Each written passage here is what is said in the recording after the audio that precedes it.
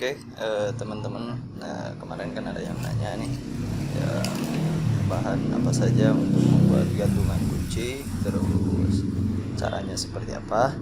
Karena emang saya nggak bisa ngejelasin secara kata-kata, jadi agak sulit ya.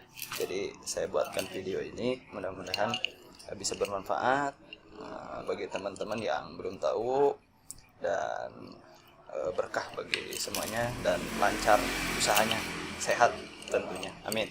Oke, jadi ganci seperti apa yang kita akan bikin? Nah, ini kita akan bikin yang ganci seperti ini. Ini yang model dua sisi ya, dua sisi. Jadi kita akan bikin yang model seperti ini. Nah, untuk yang satu sisi pin dan sebagainya, caranya sama sebetulnya ya. Oke, ini bahan apa saja untuk membuat gantungan kunci ini? Ini yang pertama adalah tentunya adalah bahan untuk gantungan kunci. Yang pertama ini ada aluminium, ini ukuran 45 ya, ukuran 45. Dan yang kedua itu kita butuh yang disebut bahannya seperti ini. Jadi ada dua bahan untuk dua muka. Jadi kalau dua muka itu satu ini dan dua aluminium, karena depan belakang ya kan. Jadi kalau misalkan bikin yang satu sisi, aluminiumnya satu sisi atau satu aja. Jadi teman-teman nanti kalau misalkan teman-teman beli di online atau dimanapun, biasanya satu set. Jadi misalkan satu set itu beli 100 untuk ini, beli 100. Nah, ini pasti aluminiumnya itu dapat 200. Dan biasanya ada juga yang menyediakan satu set, jadi udah ada gantungan, udah ada apa ini rantainya, dan juga kadang ada yang udah dipasang, jadi kita nggak pasang sendiri, jadi udah dipasang sama yang jualnya. Terus yang selanjutnya adalah gunting. Gunting ini ya jelas ya, nanti untuk membuat atau memotong lingkarannya. Kalau nggak misalkan punya teman-teman punya circle cutter seperti ini, bisa dipakai juga. Nah, terus yang selanjutnya adalah mika. Nih, mika kayak gini nih udah bulat. Oke. Nah, mika seperti ini alternatif kalau misalkan ada yang bikin satuan. Ini tipis banget ya. Tuh. Tipis banget. Jadi ada dijual juga sama yang biasanya yang bahan yang jual bahan kayak gini itu ada yang jual bahan mika seperti ini. Nanti kalau misalkan teman-teman beli mika mau potong sendiri juga nggak apa-apa, tapi yang jelas yang tipis ya. Terus ini alternatif untuk yang bikin satuan, jadi kita nggak perlu laminasi ya.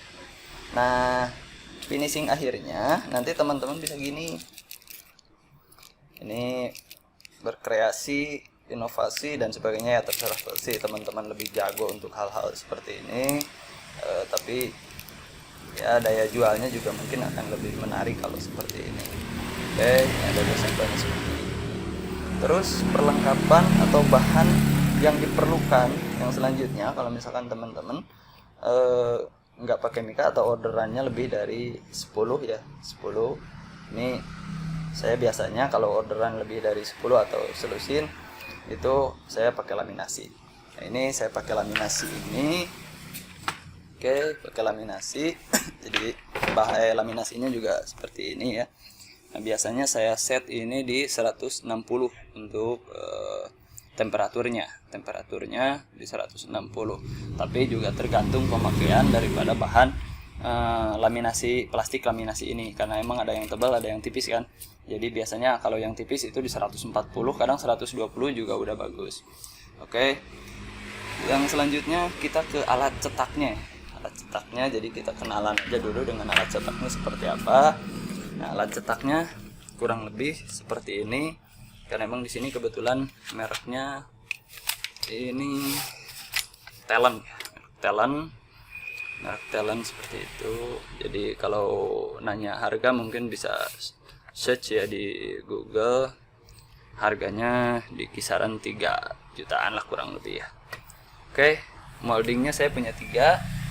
Ini sebutnya molding kalau bahasa mesin ini, alat ini.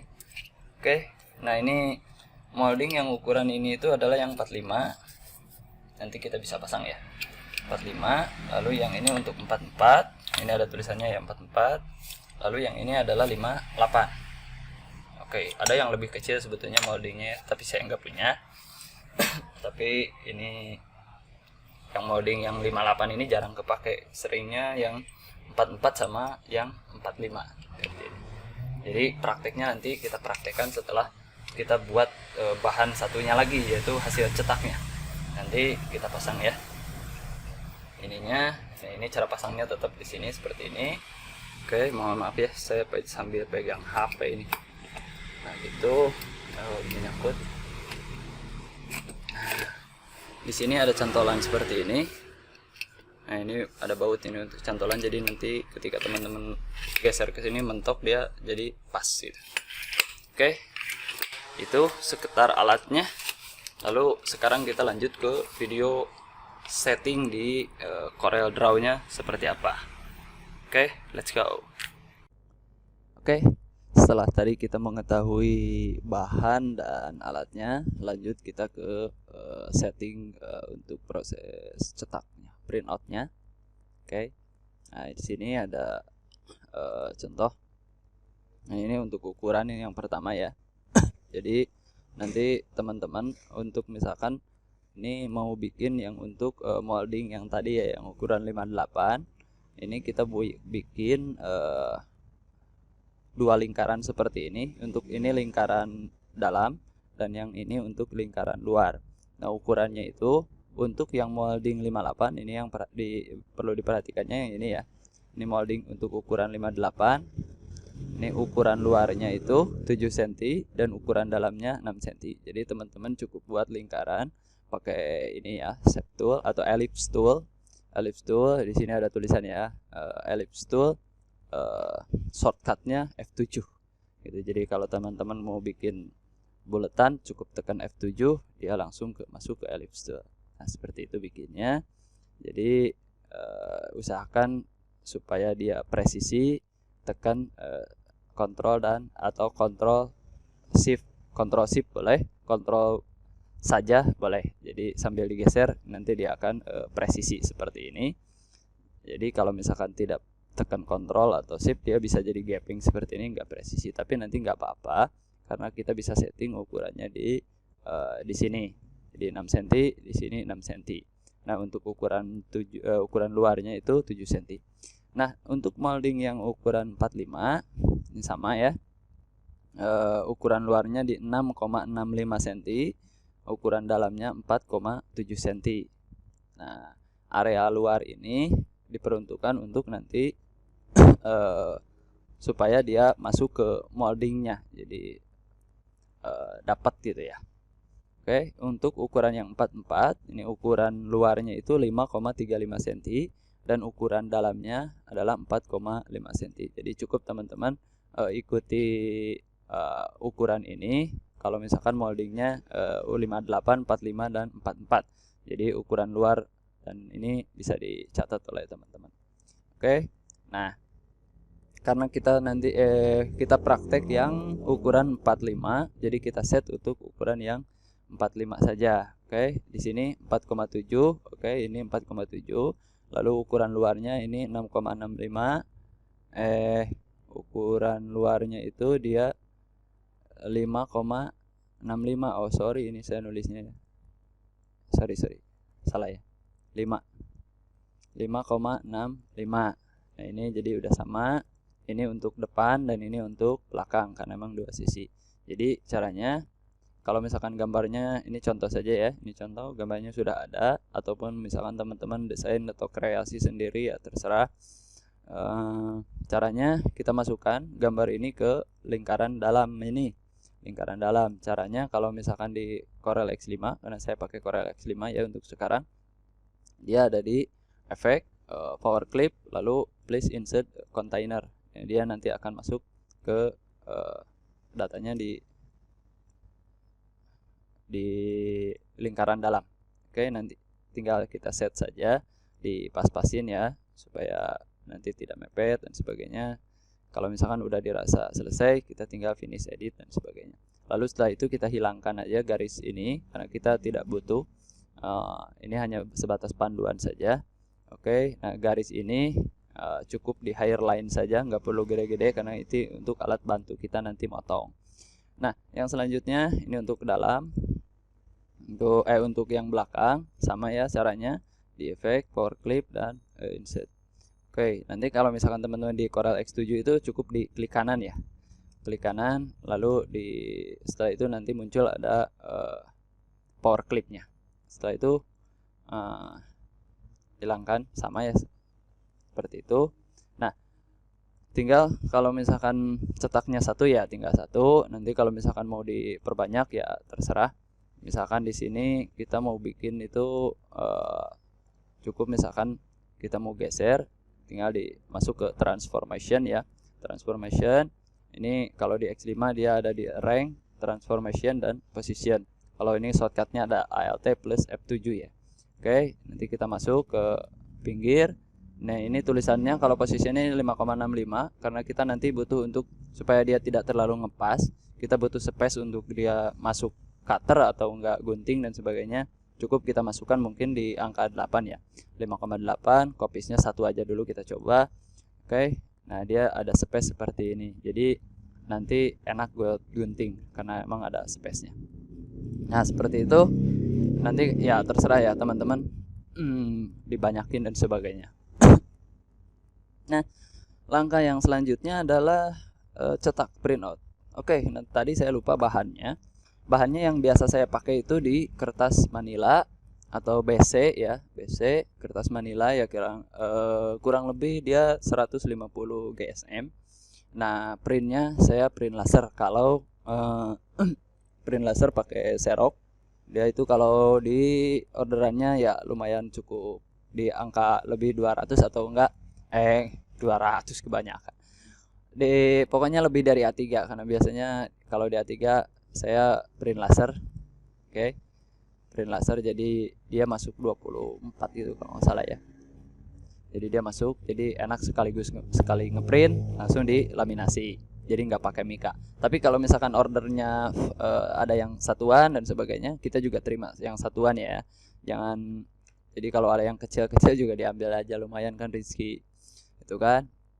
Nah, kalau misalkan satuan, kita pakai yang glossy. Kalau misalkan teman-teman mau pakai matte paper ya terserah, mau pakai BC juga terserah. Yang penting jelas ya jangan terlalu tebal ya.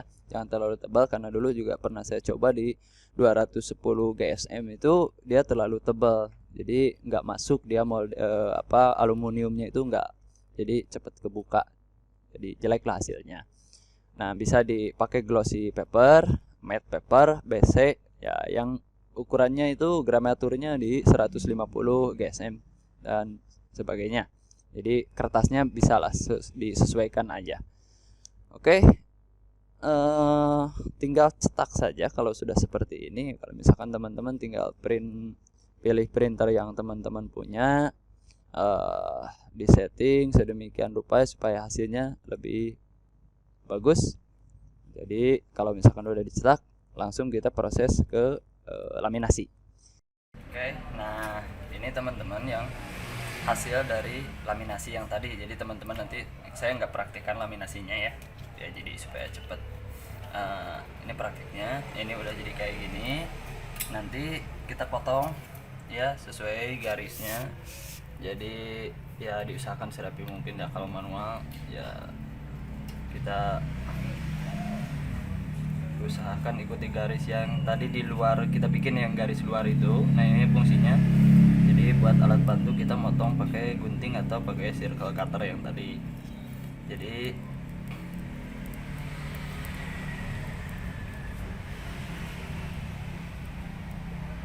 nah kira-kira seperti itulah jadinya. Oke, ini yang kedua ya untuk belakangnya. Jadi maaf ya tadi yang contoh yang tadi di setting di Corelnya gambarnya beda karena saya nggak print kan. Nah, ini sayang juga kalau ngeprint. Nah, oke. Nah, kalau udah jadi seperti ini, nah kita tinggal setting, kita siapkan bahannya. Di ini yang molding yang tadi yang 45 ya, yang tadi 45. Jadi yang pertama yang dilakukan adalah simpan aluminiumnya di sini. Oke. Nah, lalu ini simpan di sini. Jadi posisinya dia jadi ini yang untuk atas ya, untuk atas. Nah, ini posisinya di sini. Jadi ginilah posisinya kurang lebih. Ya kira-kira diambil tengahnya seperti apa. Jelas nanti bawah itu posisinya paling di belakang. Oke. Oh, kameramen pindah sana. Oke, nanti tunggu dulu nih kameramen. Oke. Nah, posisinya kalau nanti udah seperti ini, kita geser, truk. Nah, kita yang ini kita mentok sini. Oke. Kita mentok ya, mentok sampai sini, dia di posisinya nanti supaya rata atau supaya pas di tengah. Nah, molding yang ini kita geser. Nah, jadi yang ini yang harus diperhatikan. Untuk molding pertama itu dia nggak lurus sama lingkaran ini, nggak lurus sama lingkaran ini. Ya coba ambil dari atas. Nah, jadi nggak lurus sama ini. Jadi dia posisinya nanti, nah gini. Oke, cukup teman-teman tekan seperti ini. Nah, kalau perlu makan dulu karena emang butuh tenaga ya untuk ngepres seperti ini. Nah, pemasangan ini di sini. Dia ada di setiap molding itu ada gini. Ada molding kayak gini. Nanti kalau misalkan teman-teman di yang molding yang 44 itu kayak gini. Jadi teman-teman nanti masukinnya kalau molding 44 itu kayak gini. Nah, karena ini 45 kan jadi nggak masuk. Kalau 44 dia jadi kayak gini posisinya. Nah, karena berhubung ini di 45, jadi pasangnya kayak gini. Nah, ikut. Nah, oke. Kita tinggal geser seperti ini. Lalu ininya mentok sama ya. Ini patokan yang ini itu buat mentok ini, mentok lalu ini geser. Nah, ini bukan jarum ya. Bukan jarum, tapi penanda ini itu lurus dengan lubang ini. Jadi dia masuk semua. Nah, gitu kan. Nah, seperti ini dia masuk semua, lalu tekan. Kurang lebih nanti hasilnya seperti ini. Oke, kita praktekkan yang untuk yang posisi yang kedua. Ini sama ya, posisi yang kedua seperti ini. Lalu kita atur supaya dia nanti posisinya dia ada di tengah. Nah, kalau misalkan teman-teman ragu rata tengahnya di mana ya tunggu bisa dilipat, dikasih tanda sedikit, lalu di-set seperti ini. Jadi nanti teman-teman bisa perkirakan di tengahnya seperti apa. Posisinya sama. Yang kedua ini geser. Ini mentok. Ya mentok seperti ini ya. Mentok tuh, mentok. Lalu ini putar. Yang ini yang molding dari sini. Oke. Seperti ini. Lalu tekan. Nah, seperti itu. Nah, ini sama ya, sama posisi yang kedua. Ini pokoknya jadi lurus aja gini. Jadi supaya dia posisinya nggak mentok. Nah, seperti ini. Dia masuk semua. Ini ada lubangnya 1 2 3 4. Jadi dia masuk. Nah, ditinggal tekan. Nah, jadi nekennya ya cukup pakai perasaan aja juga ya. Jadi jangan terlalu berbet kayak gitu, dia nanti mesinnya cepat rusak, hasilnya juga lumayan. Nah, ini kurang lebih hasilnya dia seperti ini, ya kan? Oke, itu mungkin ya. Begitu teman-teman, mohon maaf ya kalau misalkan dalam penyampaiannya kurang memuaskan atau ada yang kurang, nanti bisa direvisi sama teman-teman yang lebih paham. Tapi kurang lebih kerjanya seperti itu. Saya hanya menjawab dari attention dari teman-teman. Oke, salam sukses bagi semua. Saya Dedi Gunlar. Terima kasih. Assalamualaikum warahmatullahi wabarakatuh.